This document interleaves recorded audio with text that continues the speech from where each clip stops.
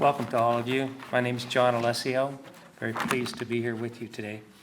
I have a distinct honor of introducing our Superintendent of Public Schools, Chris Reykdal. He is such a courageous public servant. He never stops. He works extremely hard for us, and so we work hard for him. And he takes care of our children and our grandchildren, and that's one of the most important things you can do in life, isn't it? I'll try to be brief. It's hard to be brief when introducing such a distinguished person.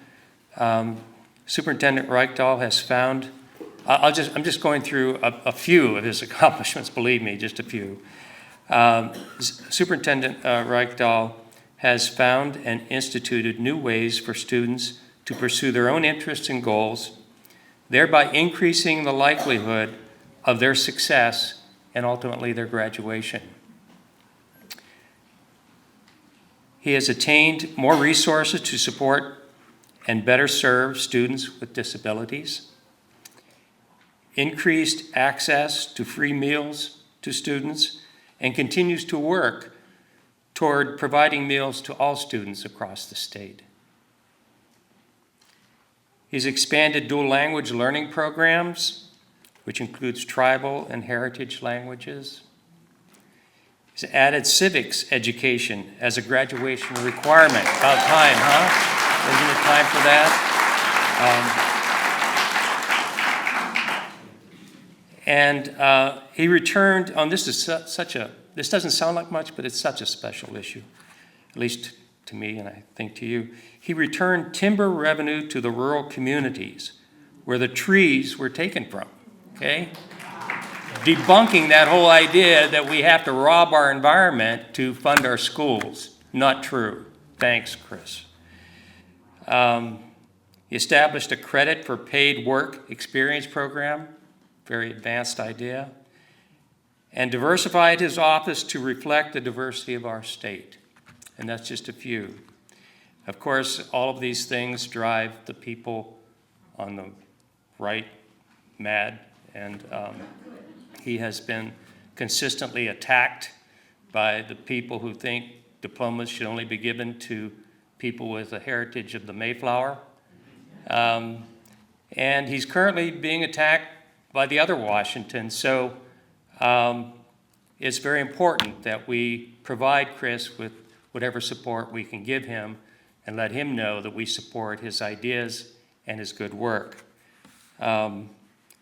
He's undaunted. He continues to do what he's doing, and he continues to win awards. I'll just mention, again, just a few.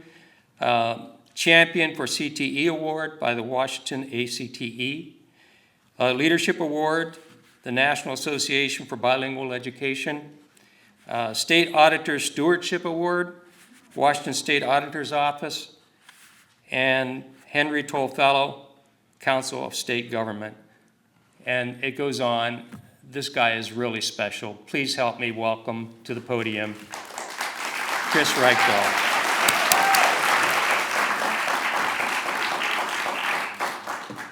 Good evening, Indivisible fans and those who are new. Thank you for being here. There is one entire side of the political aisle who thinks that when folks like us walk into a church, we just burst into flames. But so not true. And it's sort of our theme, isn't it? This unknown realization that a lot of folks out there are feeling the same way that we feel about our country and the direction of our country and the need to save our republic, save our democracy, and support our children. Churches belong to us. It's not a Republican thing. The American flag belongs to us. It belongs to all of us. Public education is the most vital democratic institution. It's our way of lifting up all kids. It belongs to us, we the people. So I've been a little busy with the Trump administration lately. And I thought I'd share a little bit with you tonight some of the trials and tribulations, try to help if you have a sense already of the danger of the moment. That's why you're here. But I want to give you a sense of what that means through the lens of an educator family. My wife Kim is here, a 30-plus year educator. I'm very grateful that she comes with me. But every school district in this state is at risk. Every child is at risk. Even if they look like they have all the privilege in the world, when public education is attacked, vilified, demonized, and privatized, you lose your education system rapidly and you lose your democracy at the exact same time. So that's really the nature of my comments tonight. I'm super grateful for the invite. When Julie asked, I show up. I was running my statewide campaign last year, and she said, I'm going to Italy for a month or two. And I said, what am I going to do for a month or two? like, she's one of these people you want in your camp all the time to check in with. So to Clover Park team, God bless you, and you worked your tails off last year for a better school board, and we've got about 24 around the state who are following your model, so thank you for that work last year. So let's talk about the age of Trump and Trumpism. And by the way, I don't use that term lightly. It's not as if I have always loved every administration, regardless of what side of the aisle they're on. I had serious concerns with the U.S. Department of Education under President Obama when Arne Duncan was leveraging billions of dollars over the state and trying to force us into judging and evaluating teachers and dismissing them based on standardized test scores. I am genuinely objective around my view of the U.S. Department of Ed and its hope and what it can do and what a presidency can do for kids. And I'm deeply critical of those who I think get in the way of what is best for kids and for communities. So I don't say lightly that we are living in an era of oligarchs and idol worship. This man who sits in the White House today is the most unqualified human being to ever sit in the White House. If it was mere ignorance, okay, you surround yourself with talented people. That's not what's happening. You saw last week at a faked and drummed up press conference or a cabinet meeting of his where all of his sycophants sat around a table and offered praise as if they were living in North Korea or deep in the heart of Russia. The job of that White House is to make him feel good because they get what they want out of it. They get one of the most effective mouthpieces this country's ever had, a pure propaganda machine that keeps us, quite frankly, distracted, sometimes on his tweets, while they're out there dismantling the republic. What does that mean in our world and education? The first executive order we got from him in this term was he's coming after our immigrant youth. You're living in the state with the second highest number of immigrant children in the United States of America. Not as a percentage, raw numbers. Only California has more immigrant and migrant youth than the state of Washington. We are a big, beautiful state of diversity, equity, inclusion, and belonging. That's who we are.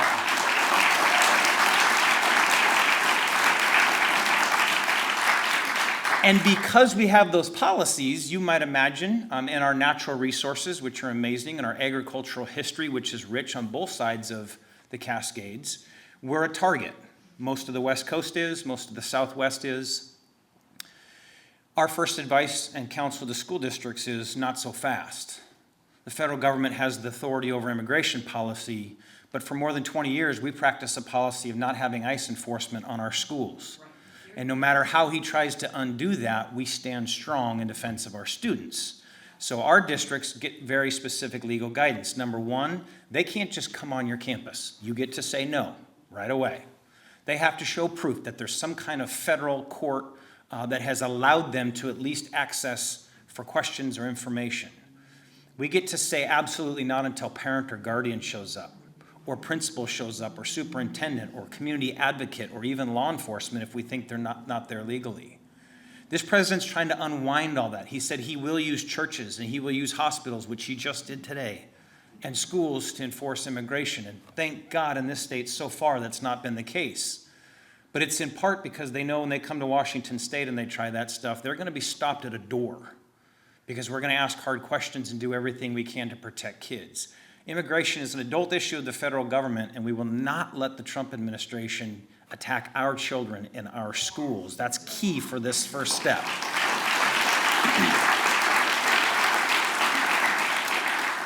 His second big one, and he does these about every Friday night. I swear to God, he's on the toilet 5 days a week, just tweeting away And like the best idea pops in his head, and he's like, by Friday I want an executive order, because we all go home on Friday exhausted from the hard work in schools across the state, and then up come these executive orders. So on another Friday, 2 months ago, his other big one was, we're going to lose our money if we continue to uphold diversity, equity, and inclusion. And in my office, we had the word belonging because it's a key part of the inclusionary process.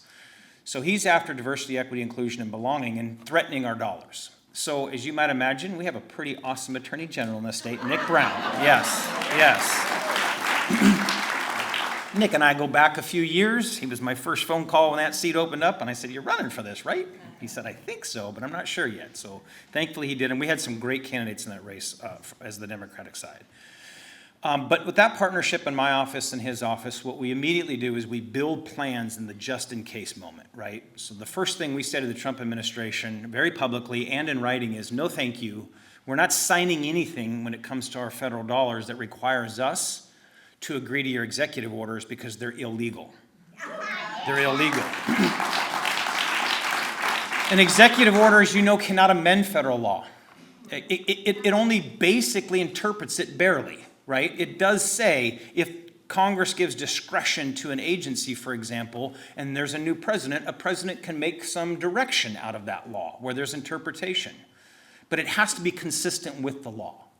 And if you remember nothing else about the DEI fight we're having with the White House, and there's procedural problems, and there's all kinds of things they're doing wrong, and they're losing in the courts, just know that DEI work, diversity, equity, and inclusion work, sits on a foundation of federal and state law that is positive civil rights.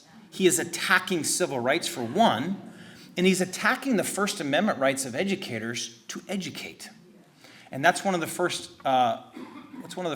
lawsuits that had success. So raise your hand if you're a teacher in this room right now. Give it up for our teachers, please.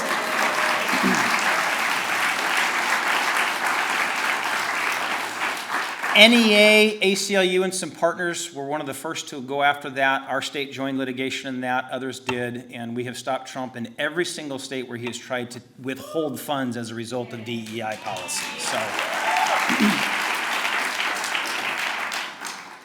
we lean into it, and I would encourage you to do that. If there's a political message for me tonight, and I don't actually deliver a lot of hardcore partisan messages, and I'll just sideshow for a minute to tell you why.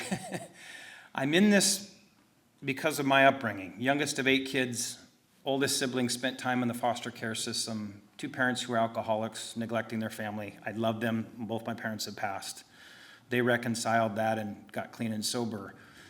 But I come at it at this place of just fundamental understanding that if the institutions that we have created in this democracy to lift people up are destroyed, we are right back to where we were in 1789 when the Constitution was put together, which is really a document of privilege. As much as it was ambitious and it had big ideas, none of them were operationalized. White males with property, that's who had all the power. That is what the current MAGA movement seeks to take us back to. So the idea that we push back on this stuff is important to me, and the reason I don't get hyper-partisan about it, if I can just maybe offend half the room here,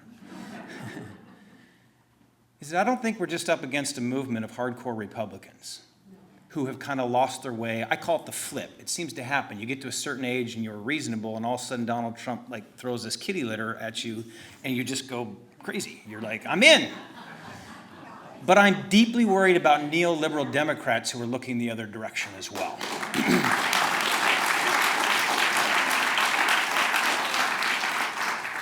When the entire political world is tightly grappled around the middle of the political spectrum, the subtleties are slight and we can sort of build this bigger tent. Their side went hardcore right, and they won. And they won again. They went to their base and got their most hardcore values, and I couldn't disagree with them more on nearly every single issue. But they showed the political pundits of the United States, you don't have to give up your core values and cater to the middle, which is vanilla, to win. And all the way up into the last cycle, I saw our side believe the only way to victory was to become part of the moderate middle. Now, we can be a big tent party, and there's lots of folks who lean our direction. But as I say to them, and I'll say to you tonight, if you're looking out for kids in early learning or in K-12 or accessing higher ed or just protecting the social safety net, if you are interested in democratic values, you cannot wave your democratic flag on climate and social justice and equity alone and step all over Democrats and Americans on economic issues. You cannot be a Democrat in that space.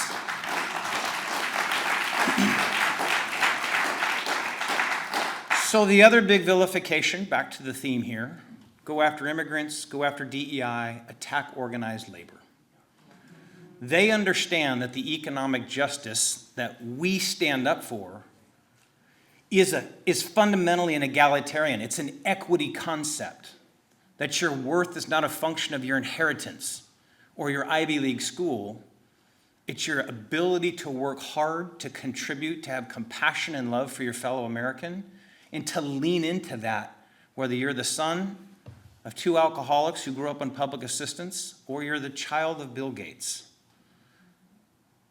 And you all know that 90% of Washingtonians, and quite frankly, nearly 90% of American kids for 130 years in this state and 240 years in the American democracy, once we started public schools, you know that 90% of them sat shoulder to shoulder learning in public schools.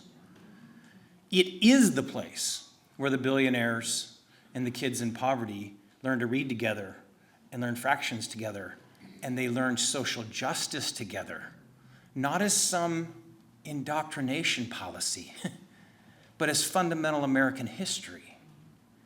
That's at risk to them. So they go after organized labor because right now in many states, the only thing standing between total control of school boards at the state and local level is organized labor. So do not shy away in this next election cycle from turning to your teacher, your local education association, Clover Park, Tacoma, all of them, asking them who are your candidates. They work hard to figure it out. Those are democratic institutions that elect their members. You don't walk in and say, endorse me. You go through questionnaires. And I am a 3-term superintendent of schools, and I filled out 120 questionnaires last cycle. Damn, you teachers are tough still. I'm a B-plus kind of guy in school. Like, what am I doing? So the fourth thing that we got, and this is the one that's obviously made the most headlines and perhaps the one that gets me the most emotional, is they concluded several years ago with the help of one of their cultists who was out here in Gig Harbor for a while and now I believe is in Bellevue. They concocted a plan because they were worried originally around losing to Hillary Clinton, who, by the way, would have been the greatest president we've had recently by a lot. But between that and the worry of Joe Biden winning re-election, because they didn't know at the time, they crafted a national movement because they needed suburban white women, suburban moms, to be willing to abandon their views on abortion and choice and tip the scale to this idea that my daughter is at risk because there are trans kids all over the place running around our locker rooms and stealing our blue ribbons and our trophies. A manufactured crisis. And why do I say that? Because there's been trans kids from the beginning of time.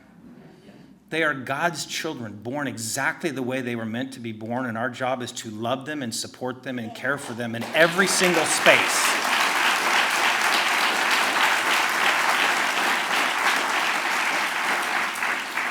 And our friends on the right struggle with statistics. So when you finally start creating a movement that empowers young people to speak their mind and their heart and they feel safe in a state like ours, your numbers go up. That is a courageous reality of us embracing them with actual policies of inclusion. A state human rights commission in my office that codified state laws into rules for school districts that says you will acknowledge and support these kids. But suddenly for them, it's a virus. If they're all popping up, this must be a fad. And what we have to keep reminding them is, no, you competed against trans athletes your whole life. But they weren't protected and they weren't safe to come out. So you call them tomboys. You had other names for them. You bullied them constantly for not being feminine enough. And it goes both directions, by the way. Our policies are about inclusion and privacy, by the way. Our policies empower a kid to say, I'm trans, I identify female, I'm playing female sports, and we say, good on you, let's figure out how to do this. And then we make sure you have private spaces. And by the way, that privacy right that we've established, it applies to all kids. All kids. So nobody's running around in locker rooms with the opposite sex at this point. But that's not the narrative that they've created, because they needed to win in the suburbs. Now, it turns out that issue didn't flare up hot enough for them, because they were able to vilify a man, a great American, Joe Biden, who's now, struggling with cancer. They were able to attack him in different ways. They attacked him on inflation. How's that going for all of us, by the way, under Trump? Yeah. They attacked him on jobs, which were better under him. They attacked him on all kinds of things. So they found another path. And as our previous commenter said just perfectly, we didn't lose the last presidential election because we failed to win over their side. That was never the plan. We lost because we didn't bring our people out. And I'll submit to you that when we shy away from issues like trans justice, and Democrats say, well, I even sort of agree with that, you're losing. You're losing when you say that.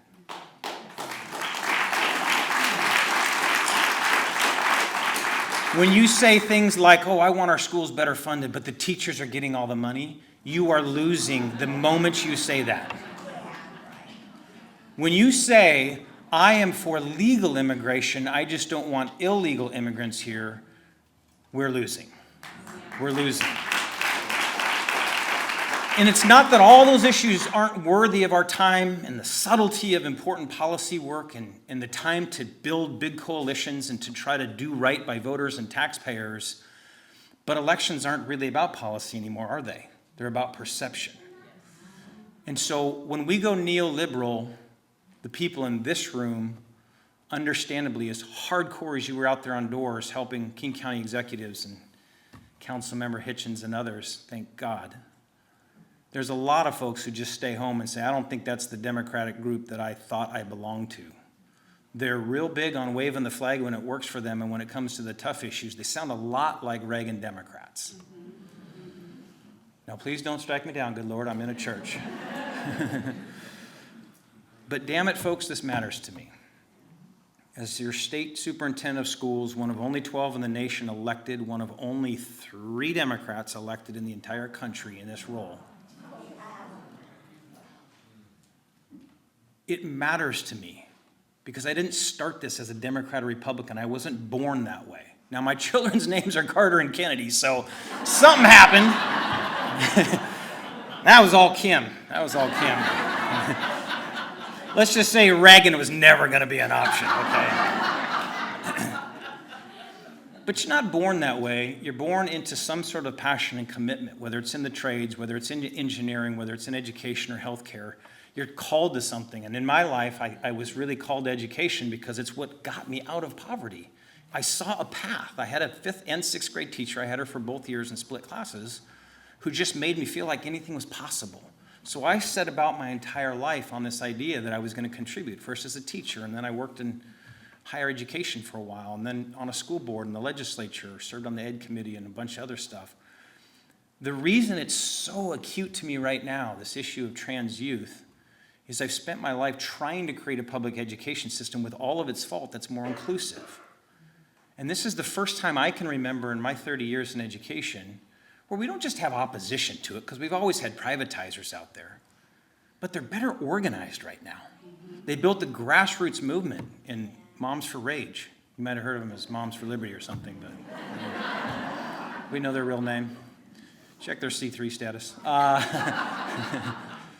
They are organized, and they use powerful tools. And so I'll bring you to my last deeply serious moment here and then share with you a little bit why I'm actually hopeful. You are in this room because you know that we are sitting right smack dab in 1935 Germany. Yes. You are in this room because not everyone has the vision to understand how this turns out if you don't put power in check, especially racist power, anti-trans power, anti-LGBTQIA power, anti-female women power, anti-immigrant. When you listen to the president speak the way he speaks, you ultimately realize that he's against everybody but one person. And every time history has taught us that that one person can ascend to power and ultimately have a bunch of sycophants who will look the other way on the key institutions and the key pillars that protect the democracy, it crumbles. Spain, Italy, Germany, most of Eastern Europe. We are in that 1935 moment where it's probably not too late for us. But you are the ones who understand that the suffering has already begun for a whole lot of folks who don't get all the microphones and all the attention. They don't have the resources. They may not speak English. They may not have the right skin or the right plumbing at birth for that team.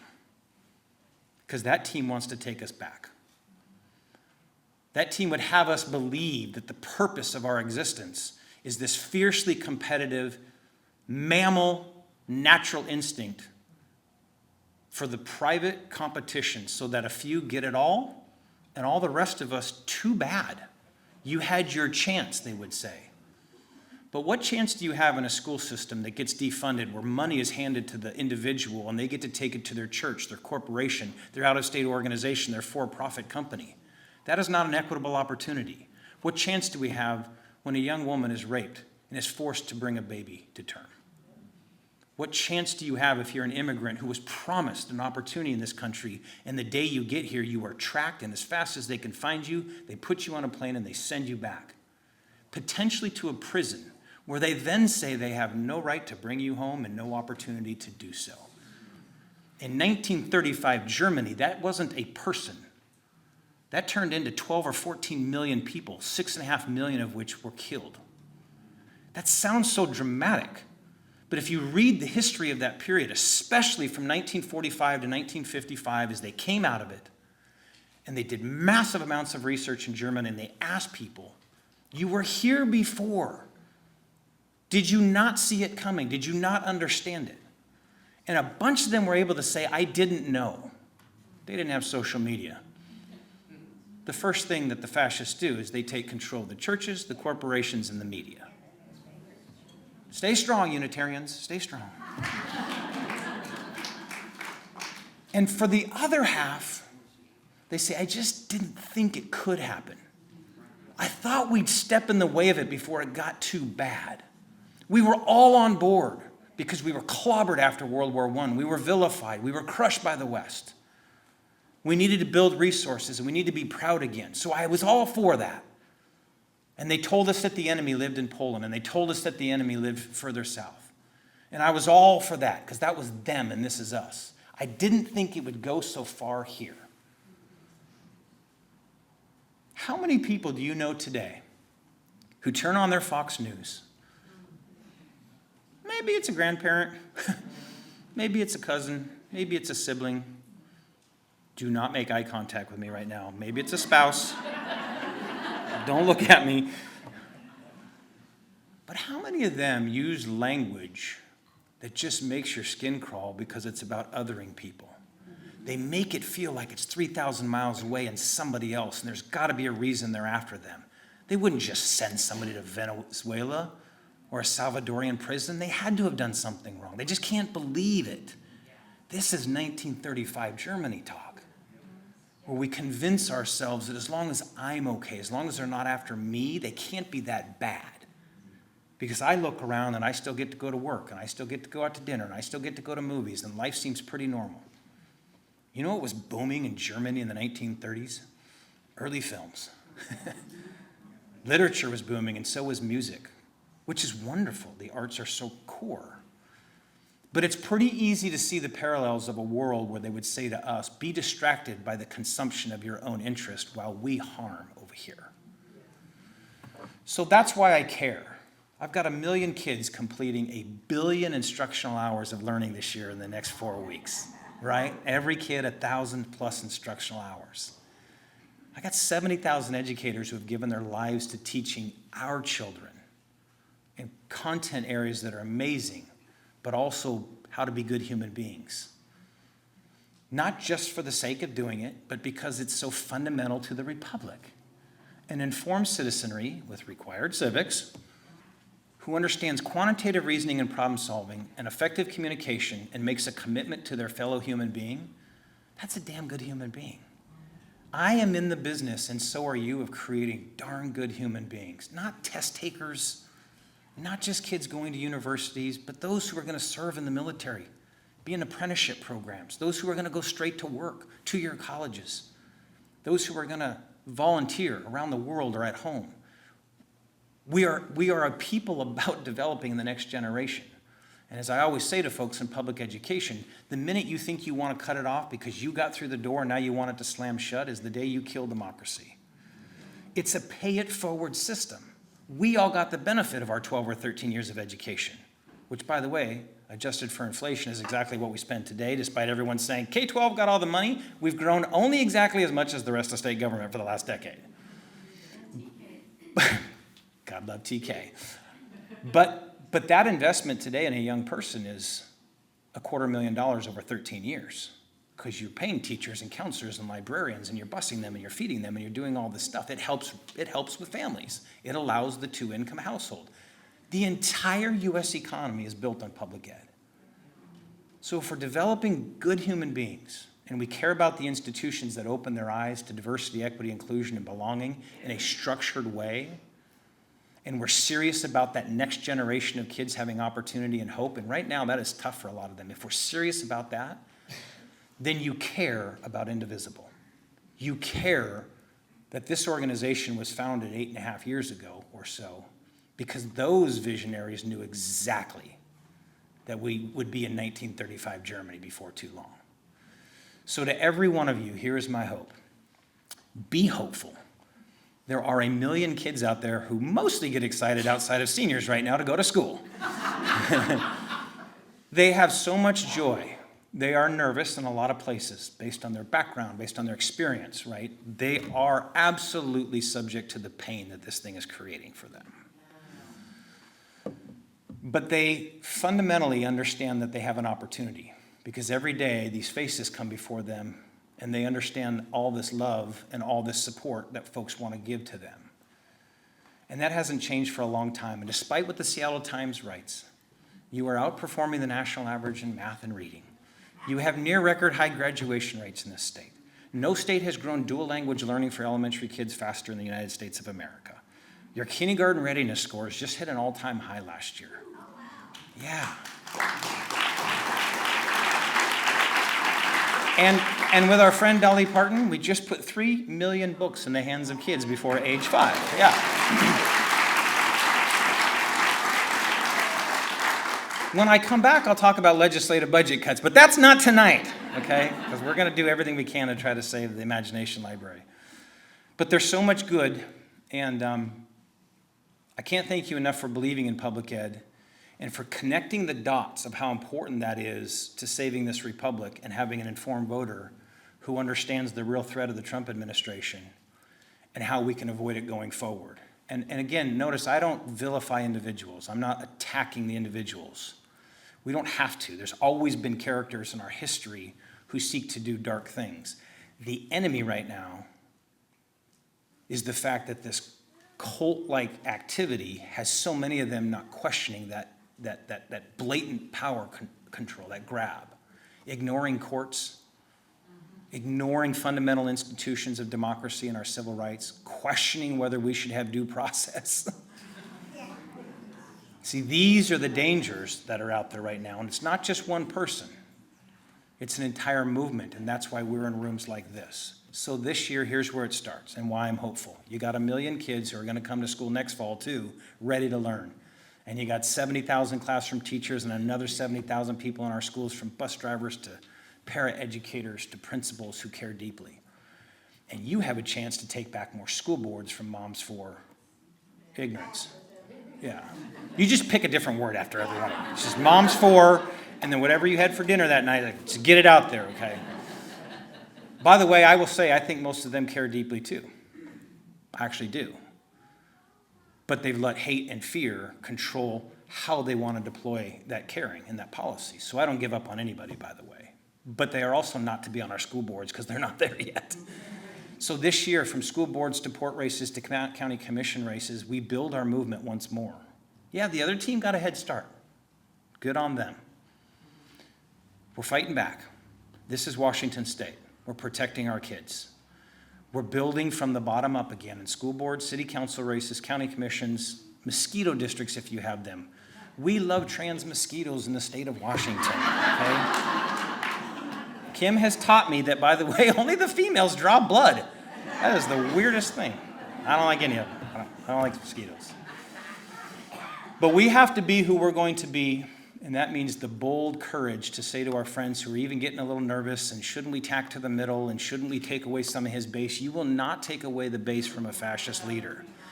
You will pick up the 10 or 12% who sit it out in presidential years and the 30 or 40% who sit it out in off-election years like this. They are anxious to hear how that school board member can lean into a policy to make the world a little better in their community. They are anxious to hear from all of you. So I know there are ways to donate to your organization. Please do. Please donate directly to candidates. You have some here today. Be prepared to use this year as this powerful way to show that when we do hit doors, we get it done. And then we've got legislative races coming up, and we still got some seats to pick up. Maybe even some neoliberals who are going to leave the legislature or need to leave the legislature. It's okay to say. We've got congressional races in 18 months, y'all. And if we don't get the U.S. Senate back, it's going to be trouble, because he's focused on all of his executive orders and suppressing our rights and picking on Canada, my father's homeland, for some reason.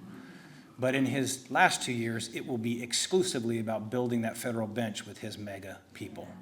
So the U.S. Senate becomes critical, as does the U.S. House. And then the big kahuna in 3.5 years, where we decide the fate of our democracy once more at the White House, the governor's office, OSPI, and others. So it's not a training ground, because every one of these candidates is real serious and they need you, but think of it as, if we can do this at the local level and build that power, we can do it at the highest of levels. Here's my final thank you, and I know there's probably some questions, and I'm happy to take as many or as little as you all have time for. Thank you to all of you who have written me postcards. Social media is full of so much hate and rage. The entire industry is monetizing it. It's built on the idea that we are fundamentally attracted to fear more than we are hope, generally speaking. So it just pumps it out and pumps it out and pumps it out, and the algorithms feed you. So when I defend trans kids and take on the president and get all the threats that I get, this thing's full of people with pure hate because they sit anonymously behind their keyboard with all their courage and they rage. But then our front counter person every morning brings me a stack of postcards from all over the state. And almost all of them are from Indivisibles around this state. They are. They are.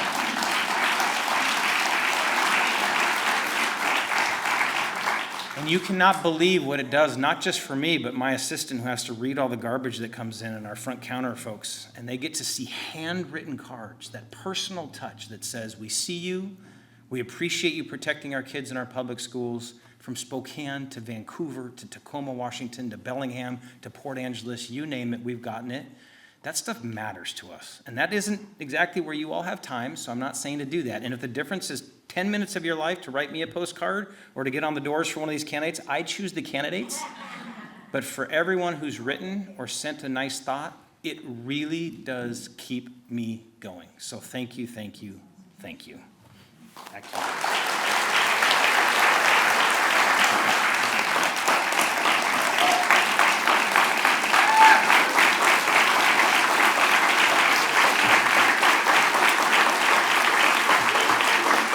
You may have questions. I will warn you on two fronts. Number one, I am not the superintendent of your local school district.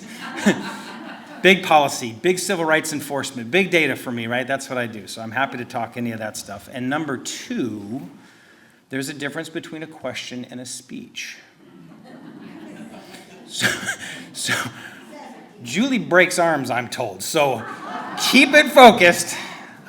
But I can also catch you afterwards if you want to deliver a hardcore speech on me. I'm ready for that. But do you have questions? Yeah, all the way back. Thank you for coming. Thank you. And thank you for believing in our children. Yeah. I'm a retired public school teacher, but my heart, my passion are still with the kids. Yeah.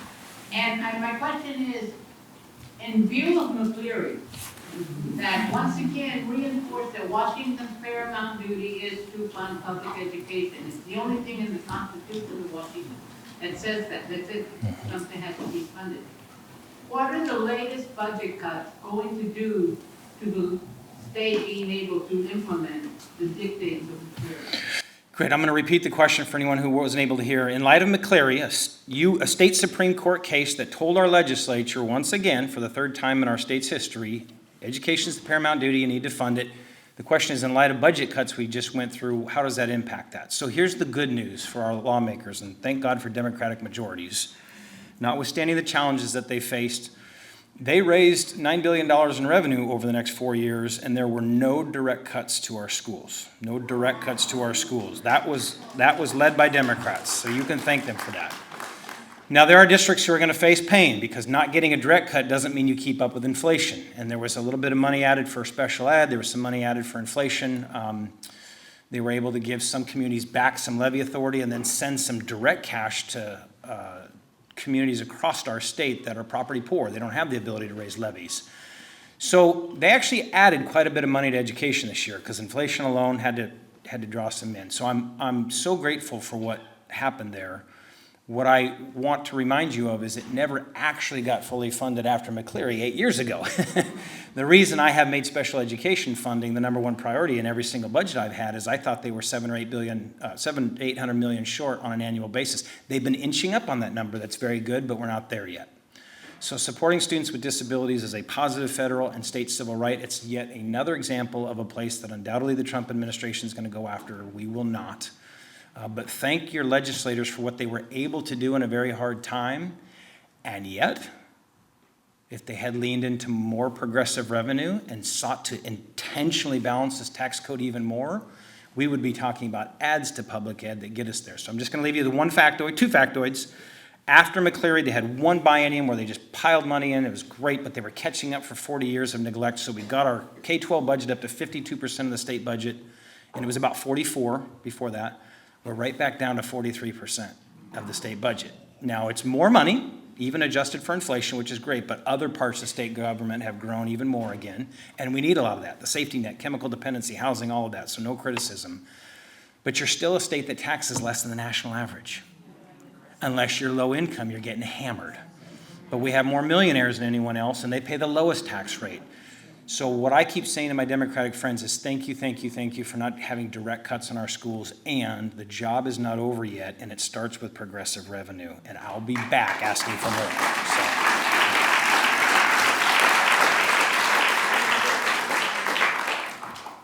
Hi, Chris. Hi. Another executive order I thought I saw, feel free to correct me, that keeps me up at night is one calling for a partnership between DOE and DOJ with a focus on hardening school discipline, and I'm just thinking about really not wanting to contribute to our school to prison pipeline, and just wondering how you and your team are thinking about that. Yeah, thank you for the question. Another executive order is partnering with the Department of Justice. They're doing that in multiple ways, by the way. And the whole idea is we need to harden our schools, and they've got these little memos they send us once in a while. Say, remember, you can use your federal money to bring more police in, and you can use your federal money to declare your school unsafe and give people vouchers. Like every week, it's like a reminder of what the president was thinking on the toilet the night before. I'm not letting this go. Okay, this is where he does his biggest communication to the world, and that is a problem. Not healthy. So here's what we're doing. We're really trying to figure out with our partners in the Attorney General's office what are actual orders that are compelling us to think about things or risk losing resources, and what are these wild schemes they have to try to almost voluntarily leverage states into something, because there are red states crumbling all across the country. The president tweeted, we're going to get rid of DEI, we're going to do this. We don't do that. We take a very serious look. We read it word for word. We slow down all of our grant teams. We say, do not sign anything from the U.S. Department of Education, the U.S. Department of Ag, Health and Human Services. Sign nothing until we know that we're not going to give away our states' rights and our civil rights framework because they get to hold money over us. And so far, so good. They have not been successful in holding money back from any state. Except they did get some discretion at U.S. Department of Ag for this local food program that did affect our state. We were buying berries and vegetables and salmon from local folks and feeding kids in local schools. They wiped that stuff out because they had some discretion. But the other stuff we've been able to stop along the way. So it's really this deep scrutiny, not signing anything that would put us in jeopardy down the road. And I'm just going to be honest, this is going to end up in litigation, mostly over the Title IX protection for trans kids.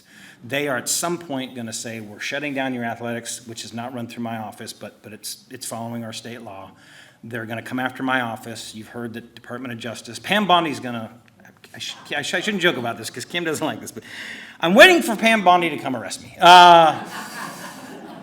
She is now kind of getting handed the mantle, because when you wipe out the U.S. Department of Ed, you wipe out all your lawyers. That's the first thing that went. All your civil rights lawyers went away. So now they've turned to the Justice Department and said, when states are in violation of Title IX or Title VI, you're going to go after them. So we got our warning notice. They're coming after us. This was 3 weeks ago. They've not collected any information yet. They haven't talked to us at all. But they also did the same thing to Maine 6 weeks ago. And 4 days after opening it, they closed it and said Maine's in violation. And Maine said, you never even called us.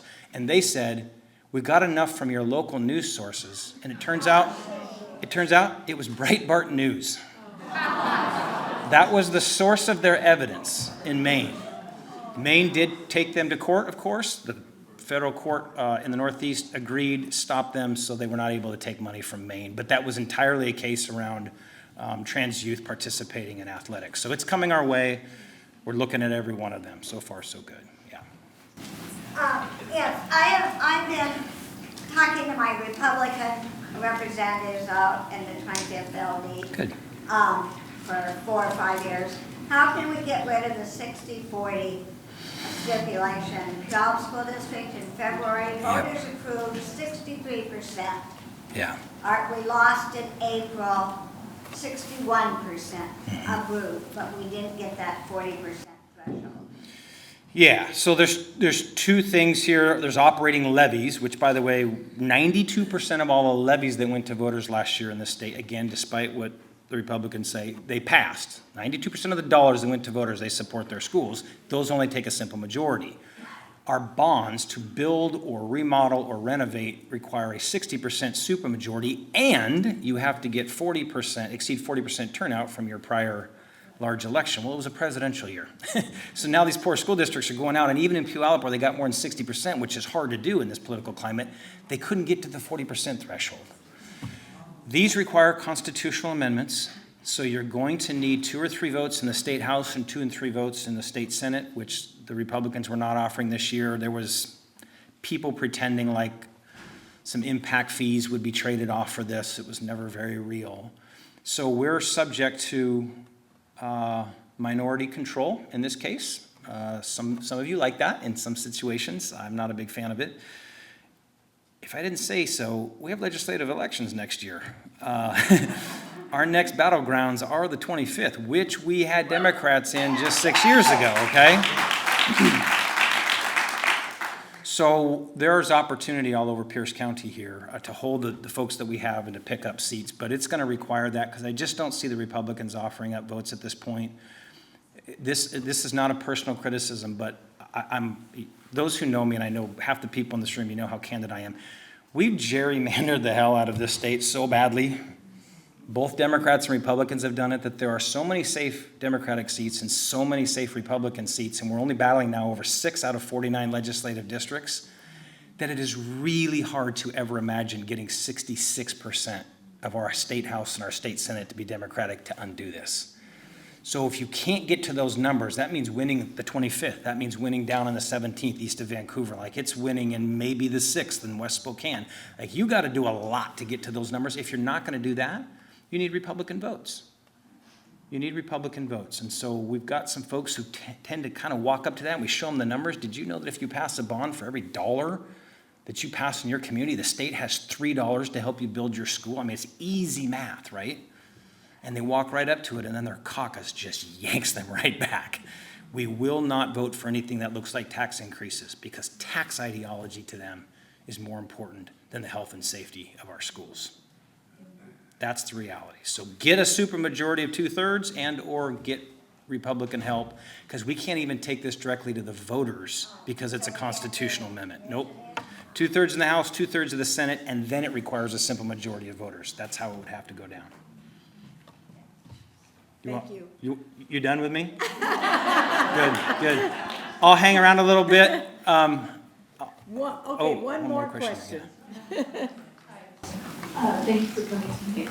Thank you. In June, it will be 41 years that I've taught. Woo! 41 years. I wholeheartedly believe in early childhood education, and the district that I'm currently at, we have 3 ECAP classes in our school building, but what is going to happen to that program when we close at a moment's notice here? Yeah. Some early childhood programs. Awesome. It's so important. Question for those who couldn't hear, 41,000 instructional hours she's delivered, by the way, in her career, at a minimum, so congratulations, pretty amazing. Early learning, critical, essential. We know all about brain development now. I've spent more political energy in the last 2 years trying to defend early learning from cuts than just about anything else because it's so critical. We have 3 programs in the state. Head Start is a federal program. ECAP, that's the state equivalent. So the state funds even more early learning than the federal government does by a lot. And then we've cranked up this thing called transitional kindergarten. They're all at risk, okay? Partly because our legislature just had to make some pretty big cuts to ECAP. So there are fewer slots available out there. They capped transitional kindergarten due to their budget restrictions, and we're deathly afraid of what the feds are gonna do to Head Start. Everything we hear out of DC is it's fairly bipartisan, and the truth is, if it gets saved, it's because so much more money goes to red states than blue states. For the privilege of being progressive, indivisible leaders in your community, you subsidize the red states stunningly because of your liberalism. Damn you, what are you doing? So I am a little worried about that. I think the bigger risk is actually that our state won't keep the momentum because they're gonna run into another budget challenge. So it is up to us to elect folks, again, back to progressive revenue, who say, I would rather tax a billionaire and a millionaire to make sure that a 5-year-old gets access, a 4-year-old gets access, a 3-year-old gets access, yep. And as you know, the power of this isn't just the early learning, because the point, by the way, of early learning is not to just advance kids to kindergarten. You've got to be age appropriate. It should be a lot of play. It should be a lot of learning that's age appropriate. But it also empowers families economically. People are now spending more on childcare in most of our counties than they are in housing costs right now.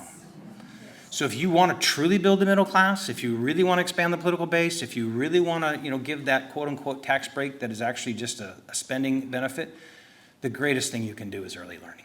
So we're going to fight like crazy for this. Thank you for your leadership in this, but it's going to be every community lean into this, and then eventually, I'm not saying now, but eventually most of you in Pierce County, I believe, you're going to see more opportunities like Seattle and King County have started, which is to go directly to the voters to say, if the state isn't going to provide enough, will we do it for ourselves? And I think Pierce County will get populous enough to do that, Snohomish County, then Thurston, Whatcom. I think you'll see counties starting to make that decision with their voters. And with that, you have an awesome leader right here, by the way, so give it up for her again, please. Thank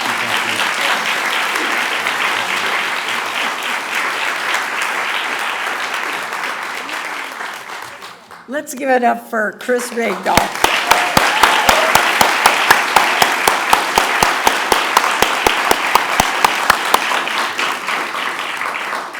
Thank you so much. I really appreciate Chris's support of the door knocking, because this is where we can win. I can tell you, they give you a number, you knock that many doors, you win.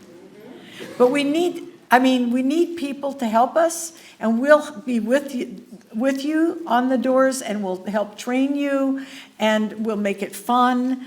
And so we have some sign-up sheets, and we can tell you more about we'll show you next in June who our endorsed candidates are. We go into very deep research on our candidates, and we send that information out to you in the newsletters so that you can have an impact on the endorsements. And so I hope that you will really step up and help us, because we really need your support, and we can win.